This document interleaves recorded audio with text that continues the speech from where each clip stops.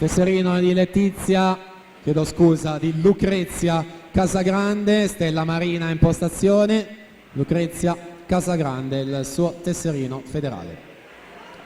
Dunque diamo anche le finaliste della gara che si è appena conclusa, due stile assolute: Rombaldoni, Piccini, Panizzolo, Collodel, Marcotti, Cadiu, Raccagna e Matilde Modolo. Ultimo tempo 2:7 e 83. Ancora per cortesia ai tecnici, eventuali rinunce subito qui in postazione. Presentiamo quindi quella che è l'ultima gara mattutina, batteria 2, due stile assoluti maschi: Mattia Pavani in 1, Luca Bidoggia alla 2, Daniel Zamattiro alla 3, Mattia Zuina alla 4, Alessio Gerardini in 5, Oliver Jacobsen alla 6, Riccardo Citron in 7ª corsia.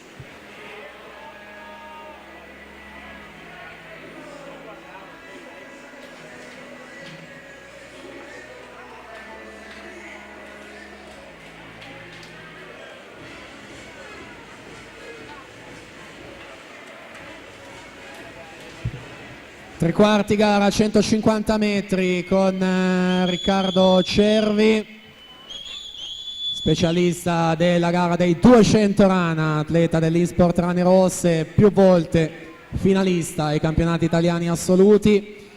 27,84 il suo terzo tratto, ricordo anche il record della manifestazione, 1,46,34. Quindi Riccardo Cervi vince la batteria 1, 1,50 e 59 il suo tempo. Davide Bizzotto 1,51 e 63, Luca Cenzini 1,52 e 09. Quindi ultima gara, ci siamo alla partenza, seconda batteria.